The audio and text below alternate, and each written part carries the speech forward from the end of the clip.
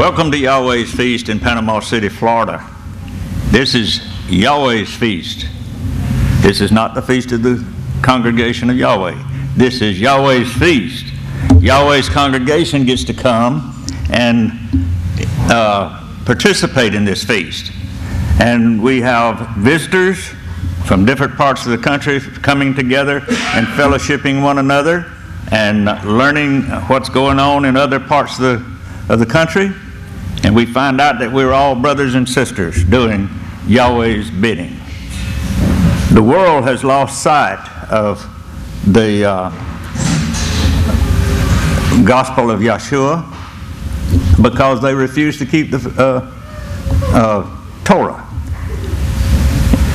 We will call this preparation for the fall feast. Why do we keep the feast?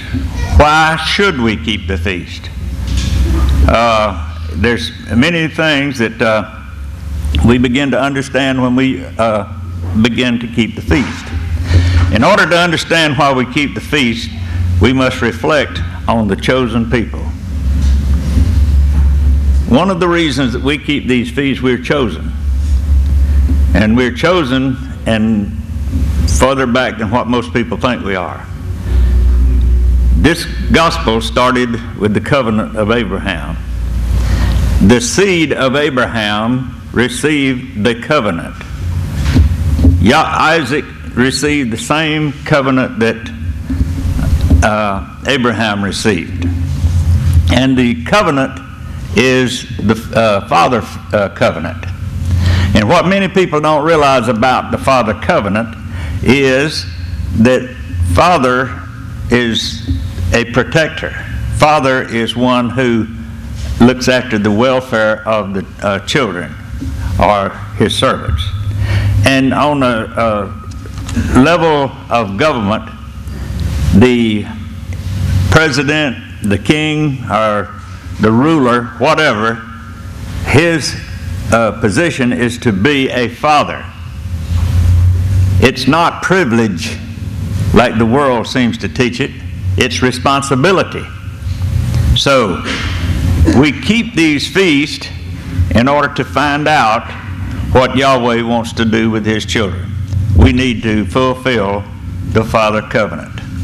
So we need to find out who we are. How many of us know who we are? You know, a lot of people say, well, I don't know if I'm from Israel or not.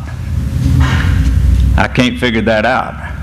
Well, if you can read the books of the prophets and you can read the Torah, and that Torah begins to talk to you and you begin to read it and understand it, then you are an Israelite. You are a lost house from the lost house of Israel. You know, a lot of people use that term, the lost house of Israel. You know, Israel has never been lost.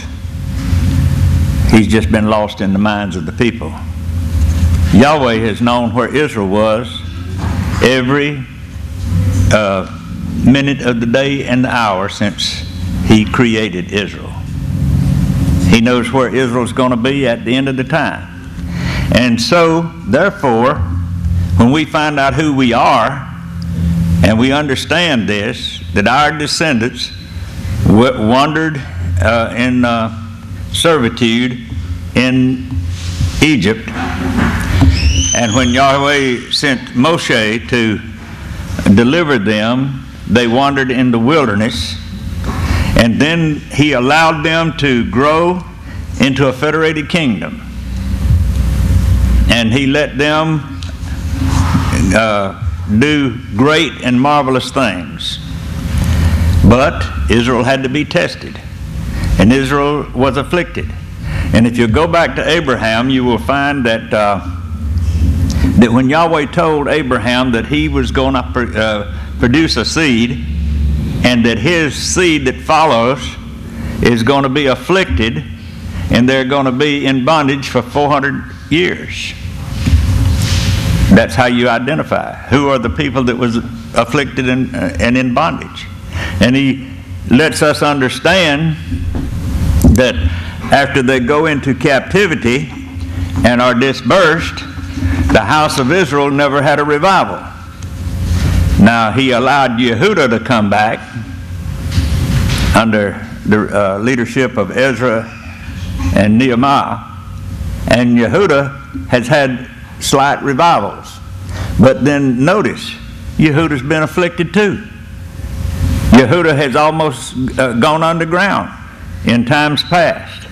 The greatest problem that Yehudah had was during World War II, and they were greatly afflicted. But Yahweh knows where every one of them are. And he lets us understand that we are descended from one of the branches. And the branch that most people forget is the house of Joseph. The house of Joseph was called the ox. Ephraim was the ox. And it says that Yahshua drove the ox to the wilderness. Who understands that? Not many people, because in religious life today, mostly it's entertainment religion. Mostly, beside that, it's custom and tradition and things that has been done. Not to bring joy, not to bring truth, and not to get excited about your covenant and your inheritance and who you are, but it's just tradition. And people get in that position, they lose the true gospel. Now, everybody's got a gospel that they preach. And when you talk to them, they say, this is gospel, this is gospel. The word gospel just simply means good news. But is it the truth? Or is it just a fairy tale? We need to keep the feast to find out the truth. And Yahweh wants us to come to these feasts and get involved in it. Get our minds on it. Find out who he is and where we're from. Find out what these Torah teachings that he teaches us to do are. But to see the world, especially the religious world, they say, oh, well, that's the Old Testament. You know, we don't have to do that. It said he died on the cross, and we don't have to do that anymore. But where did he set it? Where did he change it?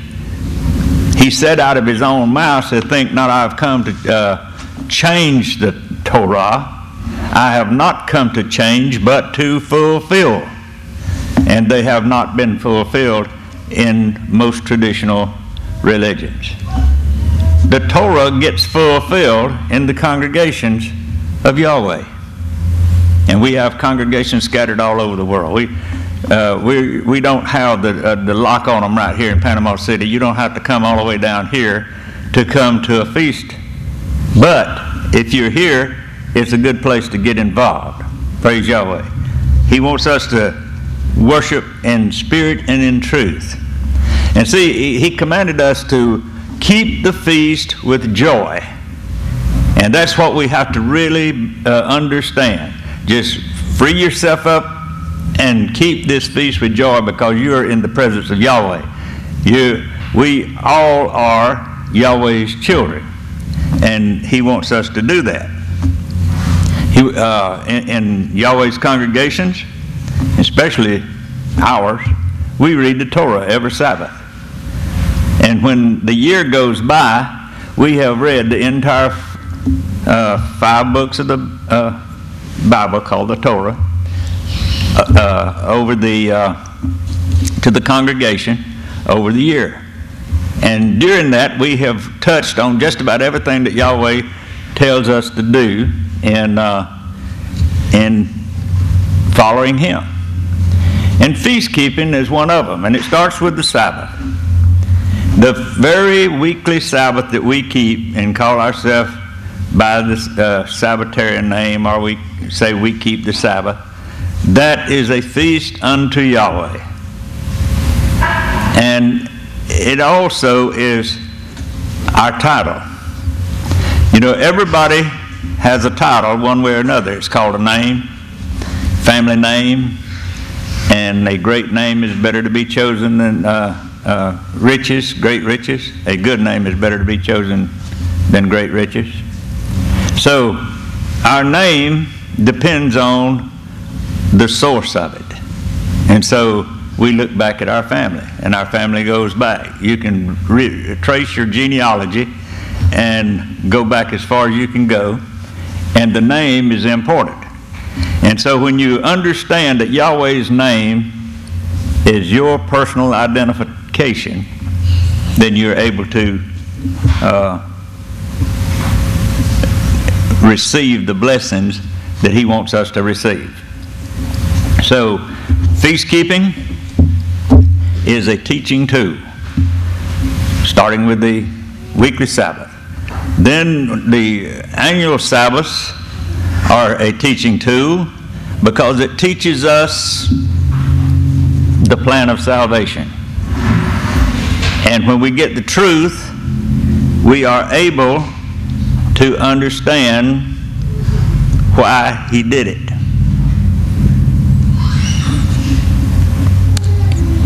He gives some simple instructions. I want to read some instructions, and then I'll go a little further with the explanation. In Deuteronomy chapter 4 and verse 1. In Deuteronomy chapter 4 and verse 1. Now therefore, hearken, O Israel, unto the statutes and unto the judgments. Hearken. That means pay attention to these statutes and these judgments, which I teach you. Yahweh teaches these judgments. It's not something that rules that you have to go by and be dominated by. It's rules that teaches you how to really live.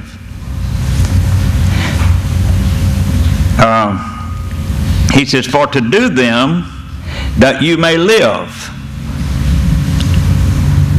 Now notice the context of that. You may live if you do these. It didn't say that you have to do these to live. It says that you live when you do these. So it brings life. It don't bring burden. He says in verse 2, you shall not add unto the word which I command you. Don't make up any more rules that sound good that lay aside. Don't create any customs that sounds good and be part of it. Just keep the simple truth. He says, that you may keep the commandments of Yahweh your Elohim, which I command you.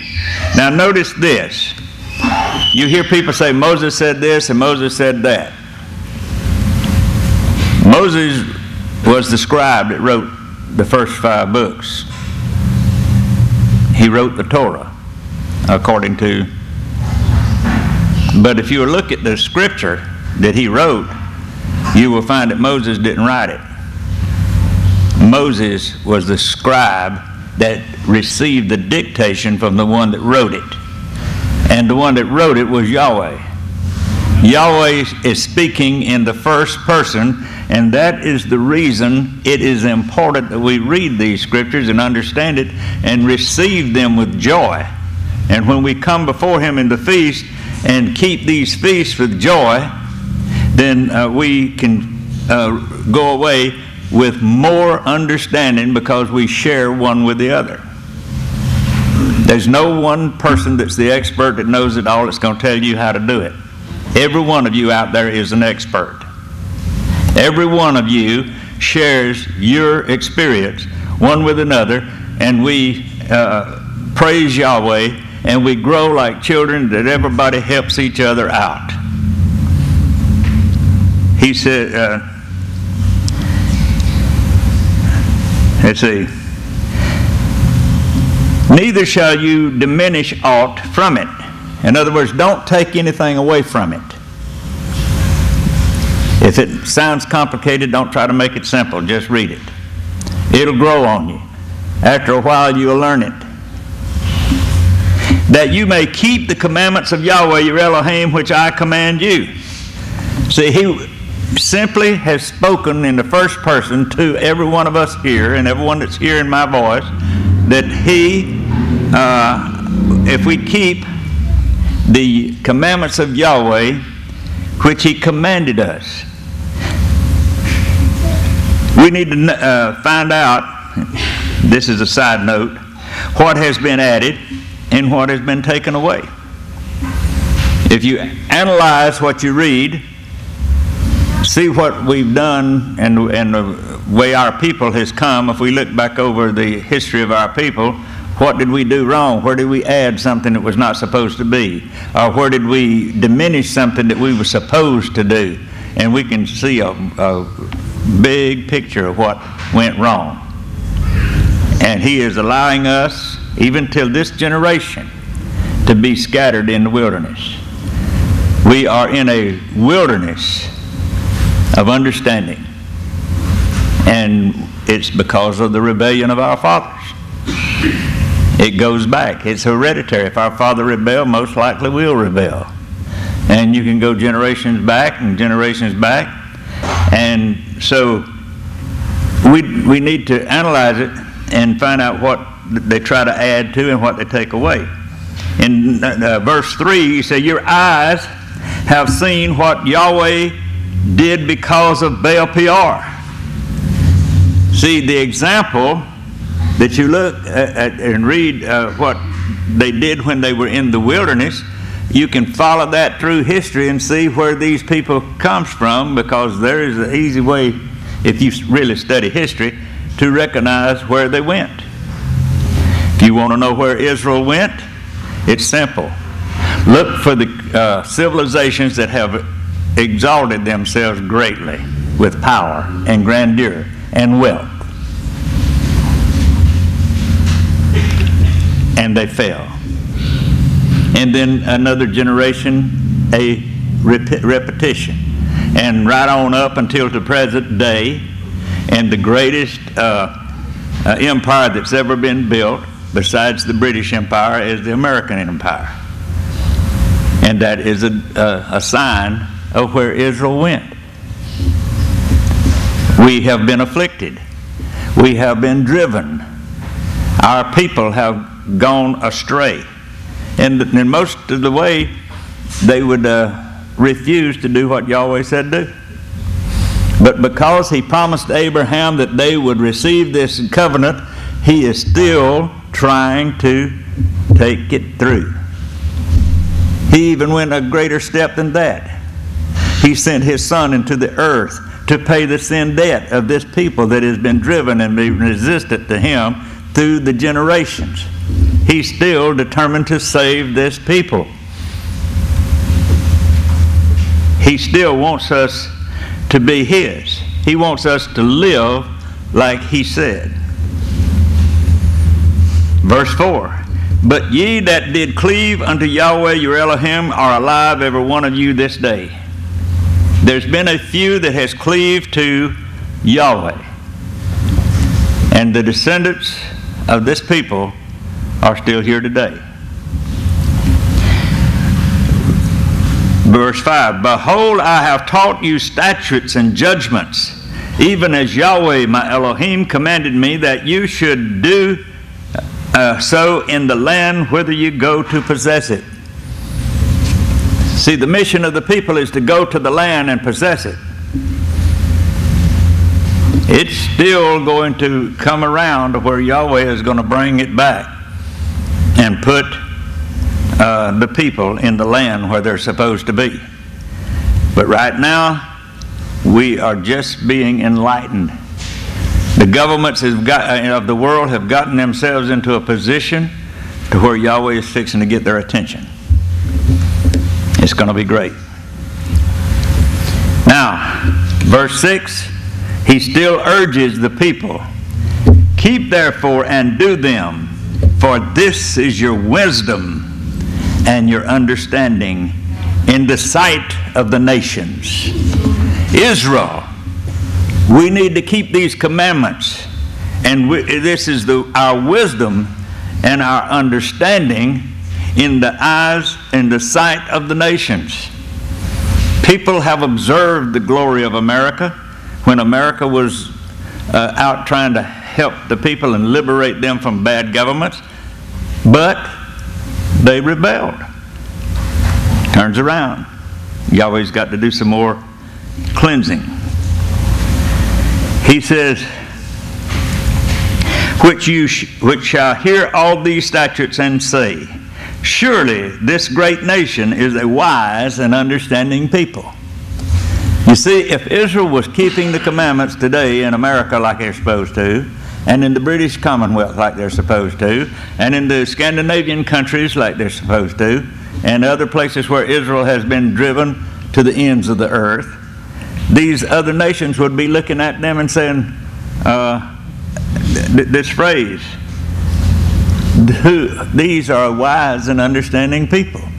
But what are they doing now? We are a joke in the news of being stupid. Our Congress, our legislatures in the states are doing stupid things, and people are calling us stupid, not wise and understanding. He says, and what nation is there so great that hath statutes and judgments so righteous as all this law, which I set before you this day? See, we have the remedy for our problem right before us. We have these statutes and these judgments and this righteous Torah. Righteous Torah. That's what that word righteous law means. Teachings. And the world sees it. But when we're not practicing it, they laugh at us. But when we're practicing it, then it puts fear into them. In Deuteronomy 7 verse 1, when Yahweh your Elohim shall bring you into the land where you go to possess it, and shall cast out many nations before you, the Kitti, and the Girgashi, and the Amorite, and the Kenyon, and the Perizzai, and the Shivai, and the Yeshivai, 7 nations greater and mightier than you. Now, look at the colonialization of the world from the migration from the Middle East, from the Parthian Empire, at the fall of the Parthian Empire and the Roman Empire, how they traveled through history, and they've come down through the expansion of the westward, what the academia calls the westward migration. They try to write it with in their light, but because they want to dispel the power of Yahweh. But if you look at it under the sight of the Torah, you can see how Yahweh has protected it as it's come to this day. He says, and when Yahweh your Elohim shall deliver them before you, and you shall strike them, then you shall utterly destroy them, and you shall make no covenant with them, nor show mercy to them.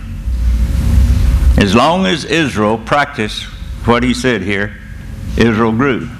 But when Israel reversed all that and put stuff in it that was not there, then it backfired. It destroyed them instead of destroy the enemy nations. He says, neither shall you make marriage with them, your daughter, or you shall not give to his son. In other words, don't intermarry with these nations that have customs that go contrary to what Yahweh says do. He says, for he will turn away your son from following me. See, anything that we get a hold of in our life that changes us from following after Yahweh, that's a problem. He says that they may serve other Elohim. See, it's easy to get turned away to serve other Elohim. Follow the easy route because you don't want to have to stand and see the salvation of Yahweh. We don't need to do that. We need to stand firm with Yahweh. And he says, so will the anger of Yahweh be kindled against you. You see, when Israel rebelled, or Israel was weak, or Israel didn't follow the teachings, Yahweh's anger was kindled against Israel. And we can see all through history where that was. Yahweh was not pleased with everything America did coming out of the colonial days, but most of it he was. And we had revival, we had good times, and then we had bad times. We had good times and bad times. And some of us here has lived long enough to see about 3 layers of good and bad times. And right now we are in some bad times. But Yahweh's people, still with understanding, can come together and keep the feast with joy. With all of this raging in the world going wrong, we know that Yahweh is our deliverance. And we live by the content of the Torah. He says, and he will destroy you quickly. See, that's something that a lot of people don't realize. Yahweh can destroy a nation or make a nation quickly. See, it's like this economic problem we're in. It looks like there's no solution to most people. There are academic scholars who are educated on government and on economy and all like that, and they don't see the solution. The solution is power. If you take the power away from the people who are going wrong, then it'll come too. Now, how do you take the power away? Bankruptcy. Bankruptcy has been the blessing of a lot of people, and they didn't even know it. It has been the thing that has brought many companies over the course of time to be able to do great things. And near about every company that's any size has had difficulty with bankruptcy. But bankruptcy only causes you to be able to regroup, have your debt canceled. And see, that's the thing that most people don't understand is in the Torah, Yahweh told us how to cancel debts, and we don't keep it. We don't keep it as a nation, and most of us don't even keep it because we're in this financial system. Your debt is never canceled, and the little bit that we get is the gift giving we give, sharing and helping people out, helping along the way. But the nation itself will have to be cleansed. But Yahweh can do that. And Yahweh's situation, we don't have to second guess him and say he needs to do it this way or that. All he has to do is bankrupt a nation, and then they can't exercise their obligation, and it shifts and it changes. It corrects itself. You know what the biggest problem we're going through right now in the economy of the United States? It's consumer economy. The more we buy, the more economy we have. See, it's not drilling for oil and using resources and developing energy from coal and developing food sources and all like that. It's seeing how much they can buy. And then they tax you on how much you spend. And when you begin to run out of goods and services, what do? They bring them in from overseas. Right now, China is having a flood of American money going in for a consumer economy where we buy from these stores and the money goes back to the manufacturers in foreign countries. Now, I thought it might arrive at a conclusion about 10 years ago, but it's still hanging on. But it's not going to be too much longer before the scales are going to be tipped the other way. It can't last much longer. We can't send our capital to foreign countries for goods and services, and we over here in this country, because we are not creating wealth.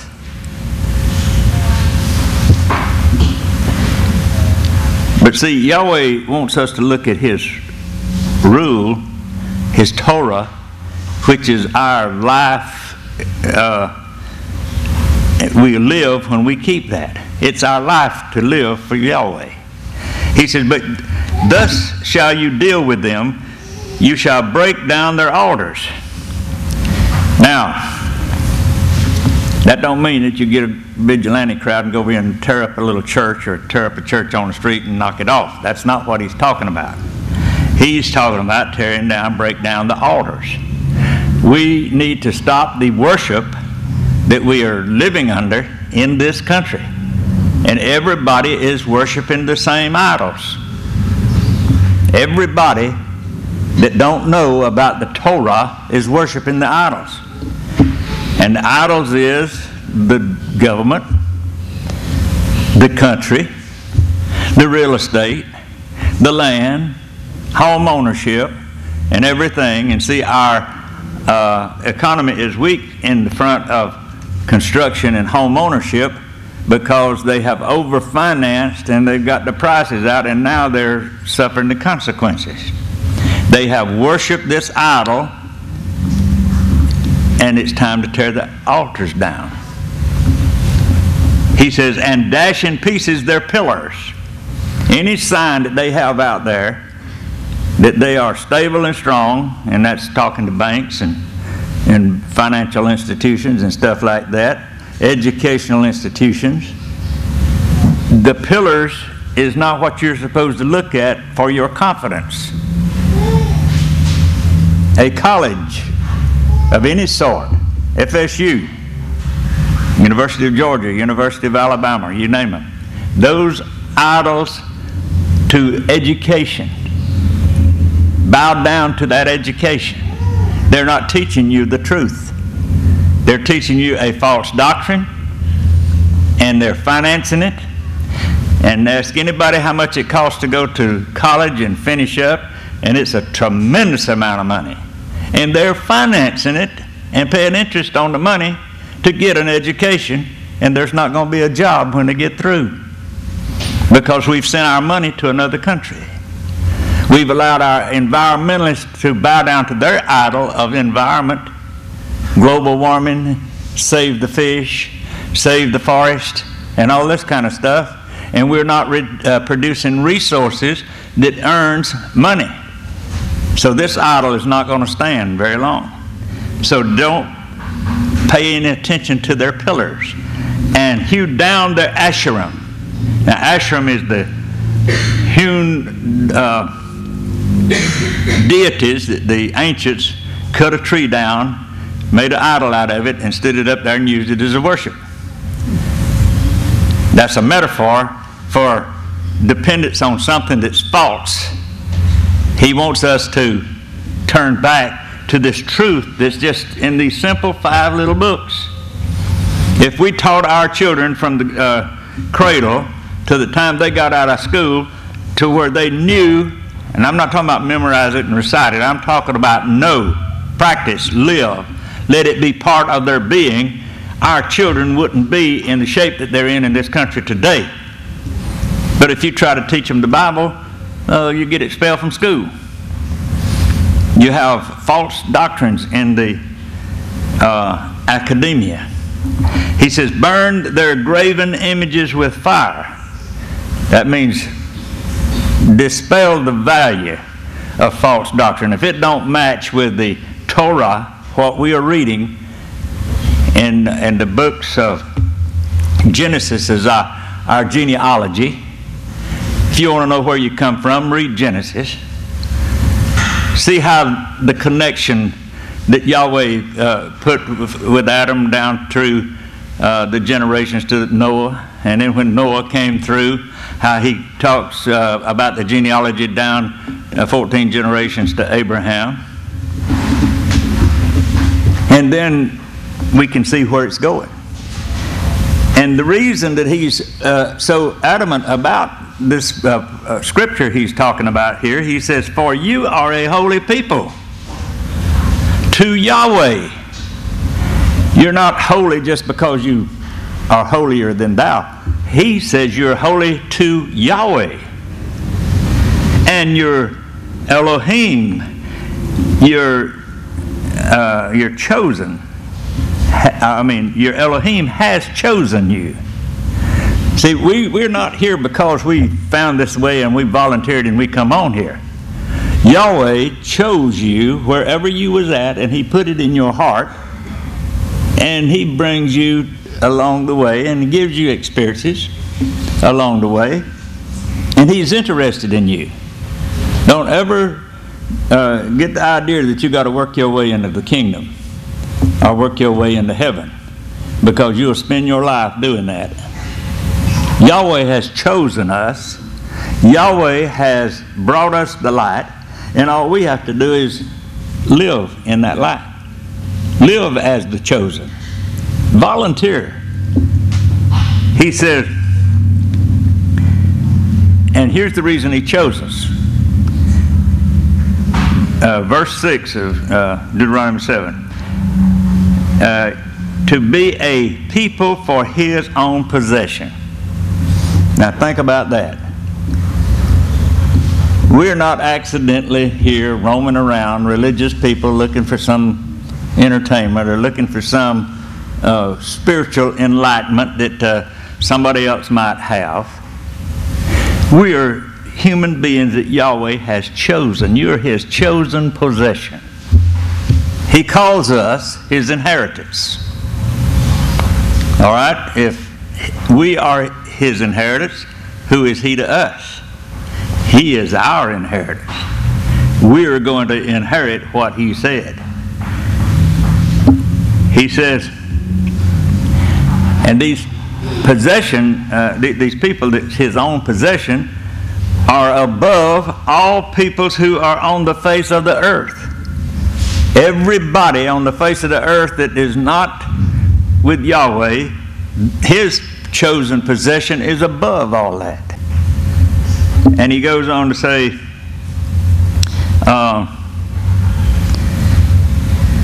Yahweh didn't set His love on you, listen closely, nor choose you because you were more in number than any people. You were some special person and Yahweh chose you. No, He didn't choose you because you were special. He chose you for you were the fewest of all people. He chose us because He wanted something that He was going to make. But because Yahweh loves you, and because He would keep the oath which He swore to your fathers, and this is really important.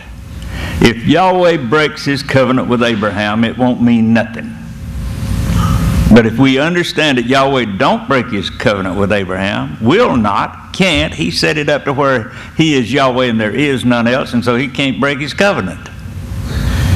And He swore to His fathers. He swore to Abraham what you was going to be doing today, sitting in this Feast of Tabernacles, receiving Yahweh's blessing. Now it's hard to wrap your mind around that sometimes, but it's exactly that way. Yahweh knew your life from the time you was an embryo until you reach and stand before Yeshua in Jerusalem on that great day. He knows you. Has brought you out with a mighty hand. See, Israel in the wilderness was an example. The descendants is still being brought out with a mighty hand and redeem you out of the house of bondage. That's another sign that you can look for a race of people. We have names that follow us. There's place names that's followed the people all the way from the cradle of civilization up until today. And we were in bondage. Our ancestors was in bondage. Yahweh spoke to Moshe and said, tell them to be kind to strangers, for you were once in bondage, or you was once a servant. So, if you want to know where Israel is, look for the servant people. Look for the people who have a genetic name called Slav. The Slavic peoples, they were the ones that migrated out of the cradle of civilization through the Caucasus Mountains and populated around there. And they told everybody that they'd been slaves, and it kept growing until even today, technically they're called in history the Slavic peoples. And then when the colonization of these peoples began to move all over the face of the map, Yahweh has had little pockets of each tribe going in different directions, and he knows where every one of them is. He says, from the hand of Pharaoh, king of Mitzrayim, king of Egypt, Pharaoh, king of Egypt, Yahweh brought our peoples out of that bondage. Know therefore that Yahweh your Elohim, he is Elohim the faithful, Elohim who keeps covenant and loving kindness with them who love him and keep his mitzvah to 1,000 generations. Now, how much is 1,000 generations? What is a generation? Simplistically, a man is born, a woman is born, they live to be about 20 years old, and then they have some children and they live about 20 years old. So just round it off at about 20 years is a generation. Now if you want to go to the full lifespan, it's 70 years. If there's 1,000 generations of 70 years, that's 70,000 years. And we're just in a short time from that. We hadn't even got started on 70,000 years. It's just been a little over 2,000 years since Messiah. And it was since the carrying away into Babylon, it's been just a little over 2,500 years. So we still got a long way to go. Yahweh is going to keep his covenant into the future, and the only way we're going to know it is be there. When we come up in the resurrection, we'll go and understand what he's talking about here. But today, we don't have to worry about his covenant running out. It's not going to come up short. He's going to do everything he said do. He said, and repays those who hate him to their face. People who defy Yahweh gets paid back. We don't have to worry about that. We don't have to go out and fight our own battles and destroy our enemy. Yahweh will do that for us. He says, to destroy them, he will not be slack to them who hates him. He will repay him to his face. You shall therefore keep the mitzvah and the statutes and the ordinances which I command you this day to do them. See, that's what he wants us to keep the feast. That's what we're doing when we're here. Just the idea of memorizing this feast, memorializing this feast, it's called a zikrun. A feast is a zikrun. It's a memorial, is what it means, a memorial time. And that's what we're doing. We're keeping the feast just by being present. We're keeping the feast that Yahweh wants us to keep by attending Sabbath service, by doing the things that the Scripture says do. That's keeping the feast. He says in verse 12, it shall happen because you listen to these ordinances. Now, if you want the blessings of Yahweh, listen to the ordinances. And they will be there. They will come. And everybody here has probably got testimonies of how Yahweh has done great, marvelous things in your life. So it's not something new information. You just need to accept with joy what Yahweh is doing with us today. He's showing us that he is fixing to bring his full salvation to completion. He's already paid the debt. And we learned that by keeping feast. The world don't do that.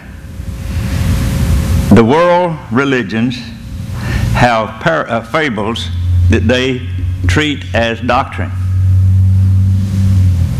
But Yahshua died on a special day. And he died to pay the sin debt. And it's simple when you understand it by keeping Passover. Passover is the feast of the blood sacrifice for sin.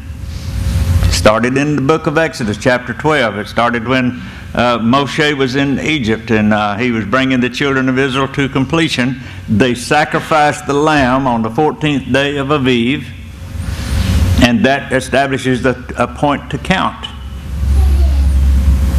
Aviv begins at the first sighting of the moon after the vernal equinox. Then you count 14 days and the sacrifice offering.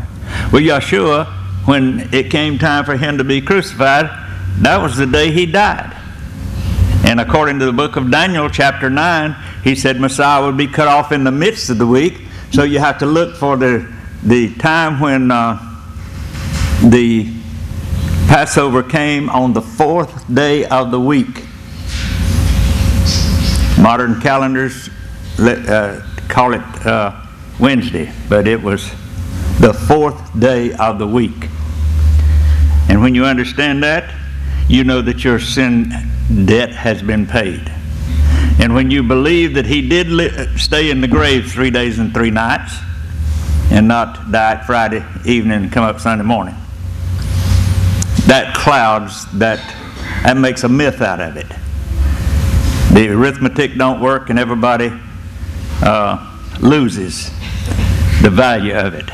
But when you understand it, the reason he was in the grave, so he would come up at the Sabbath afternoon, at the time the priests are standing there ready to cut the wave sheaf offering, and when the sun drops behind and the day ends and the new day begins, they cut the grain and come out of the field and prepare the wave sheaf offering. And the importance of a wave sheaf offering, a grain offering, is it's an acceptable offering. And so he became our acceptable offering. And they put it in the books of the New Testament.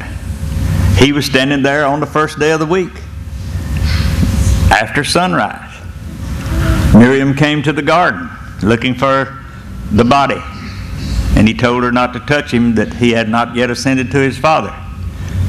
And then he says, go and tell my disciples I'll meet them in Galilee. For I must go to your Father and my Father. And when he accomplished that, she went about the business of getting to the disciples. And he left, and then he came back. Since they don't keep the feast, the church don't understand that. Only a few congregations of Yahweh, they're beginning to see it because they keep the feast. And then if you go over to the book of Revelation chapter 5 and chapter 4 and chapter 5, you will see the vision that he gave to John about the throne room of heaven. And it describes everything in there about one sitting on the throne, holding a scroll, had a face as a sardine stone. That meant that it was so grand that no one could look on it because the beauty was so bright that no man could see it. But he was there, sitting on the throne. So who sits on the throne? Father Yahweh. And then one of the elders called out, who is worthy to open the seals of the book and read thereupon? Of course, the lament went out, no man is worthy. And then one of the elders looked and he said, behold, the Lion of the tribe of Yehudah. Who is the Lion of the tribe of Yehudah? The lion is the emblem of David, the emblem of Yehudah. And David used that lion. It's an emblem. It's a standard. And the world works on standards and emblems. Even the military, every military that's ever been has had this situation for identification, because when they fight battles in close quarters, they need to know who they are. It's a military stance. Anyway, all of a sudden he appears as the lamb slain from the foundation, having the 7 spirits of Yahweh. That's 7 complete spirits of Yahweh. He completed everything he was supposed to do. And when he received the book, Yahweh allowed him to take it, and he accepted the book, the accepted offering. He became the accepted offering for the salvation of Israel. And you learned that by keeping the Feast of Passover and the Feast of Unleavened Bread. He says, it shall happen because you listen to these ordinances. When these people in this day that we're living begin to keep these ordinances and do them, Yahweh your Elohim will keep with you the covenant and the loving kindness which he swore to your fathers. Yahweh swore to our fathers that with loving kindness that he was going to keep his people. And we're here today because Yahweh is accomplishing what he said do. He didn't lose us. He knows where every one of us is. And he can track our genealogies through his DNA, whatever he has spiritually, right back to the source. We don't have to worry about that. In verse 13, and he will love you. Think about this. Yahweh will love you.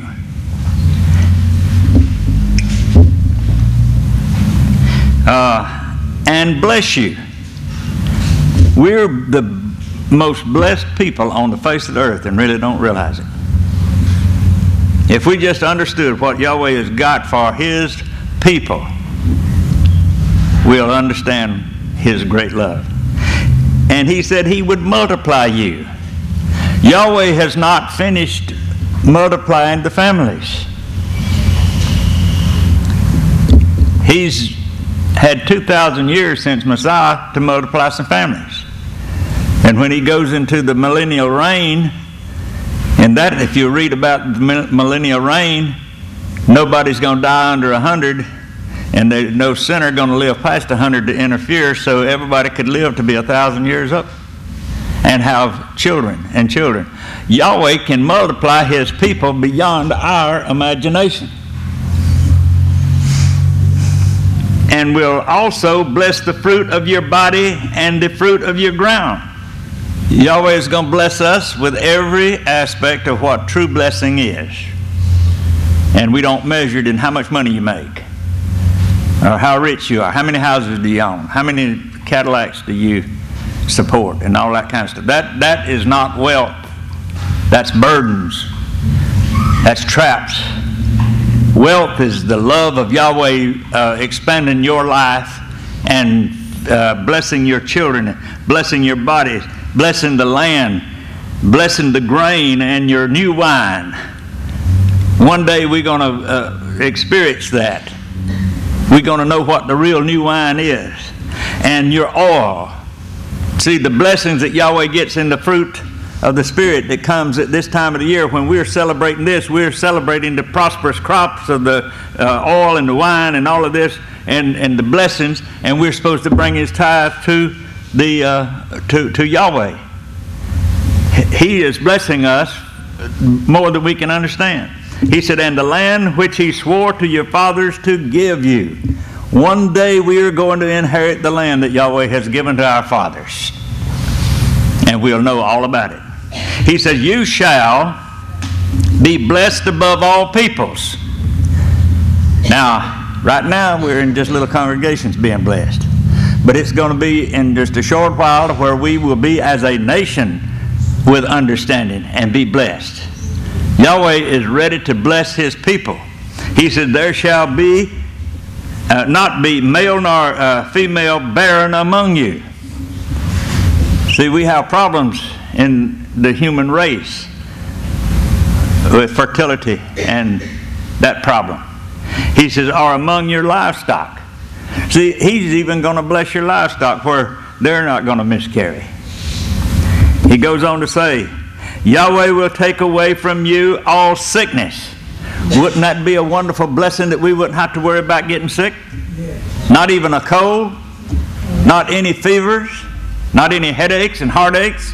Yahweh has promised this through our ancestry. And He has chosen this people. We are heirs to this. He says, and none of the evil diseases of Mitzrayim or Egypt, which you know, He will put on you, but will lay them all on all those who hate you. See, don't have hate even for your enemy. We don't want to experience hate because they're going to receive the problems. They're going to receive the diseases and the chastisements. So let's learn to love. Let's learn what our fellowship is all about in the feasts of Yahweh so He can bring it to pass. Verse 16, you shall consume all the peoples who Yahweh your Elohim delivers to you. Your eye shall not pity them, neither shall you serve their Elohim.